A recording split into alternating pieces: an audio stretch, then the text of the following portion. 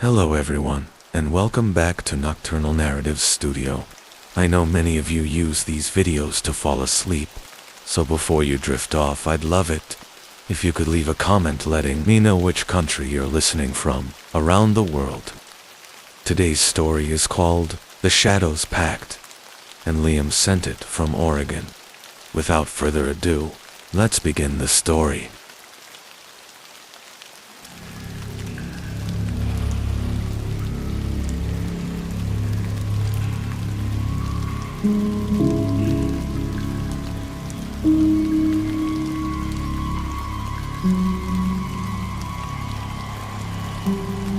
Deep in the heart of an old, forgotten town lay a peculiar antique shop, cluttered with relics that seemed to breathe with history.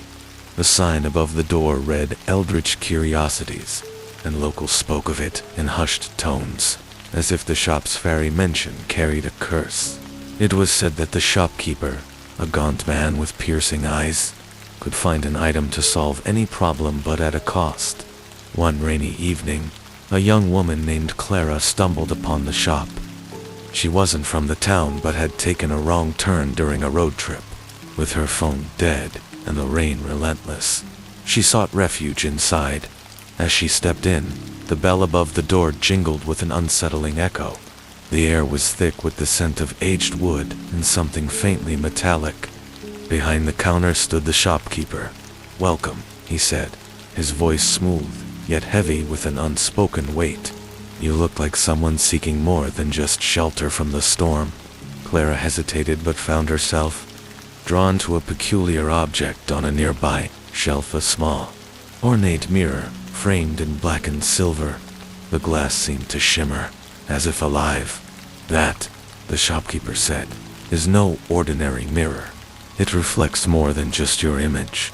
"What do you mean?" Clara asked. Her curiosity piqued, despite the unease creeping up her spine.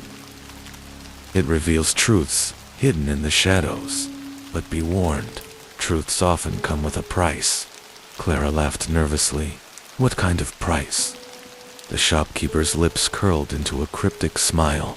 "That depends on the pact you make." "But what pact? And why me?" Clara wondered. Why does this mirror feel alive? Could it hold answers to questions I've never dared to ask? Unable to resist, Clara purchased the mirror and left the shop. The storm had subsided, but an unsettling heaviness lingered in the air. When she returned to her motel room, she placed the mirror on the nightstand. As she stared into its surface, the room grew colder, and shadows began to gather at the edges of her vision. "Show me," Clara whispered, unsure of what she expected. The mirror's surface rippled, and a voice, low and whispery, emerged. "What do you seek?" I want to know why my dreams feel so real.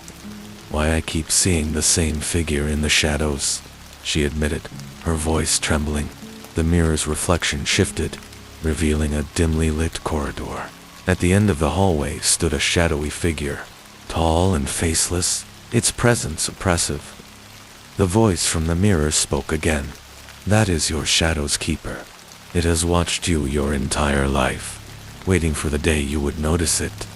Clara's heart raced. "What does it want?" "A pact," the voice replied. "It will grant you knowledge, power, whatever you desire, but in return, it takes something of equal value." "But what would that price be? Could I trust this entity? And what if it takes something I can't give back?" Clara's mind raced with questions she dared not ask aloud. That night, Clara dreamt of the corridor. The shadowy figure stepped closer, its form shifting, almost human. "You called me," it said, its voice a chorus of whispers. "Now, make your choice."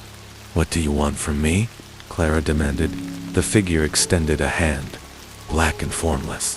"Your fears, your doubts, give them to me, and I will give you clarity."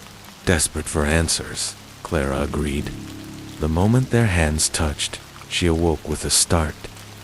The mirror was glowing faintly, and she felt different.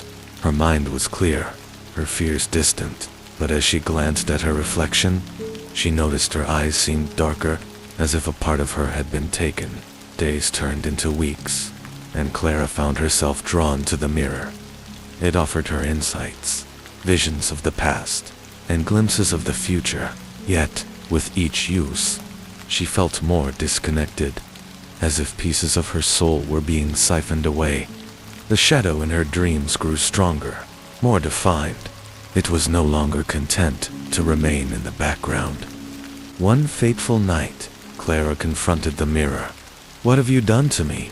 she demanded. The voice returned, colder this time. "You made the pact. You cannot break it. The shadow is no longer just your keeper. It is your master." Realizing her mistake, Clara knew she had to destroy the mirror. But as she raised a hammer to smash it, the shadow appeared, stepping out of the glass. "You cannot escape what you are," it said, its form towering over her.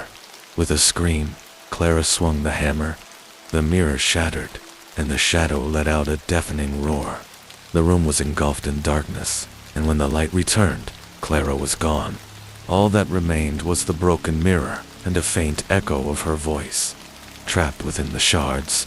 And so, the pact was fulfilled, leaving behind a tale of curiosity, greed, and the perils of seeking what lies in the shadows.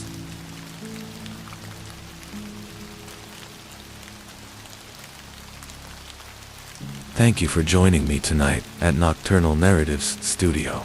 If this tale stirred your imagination, be sure to subscribe for more haunting journeys. Until next time, sleep well, if you dare.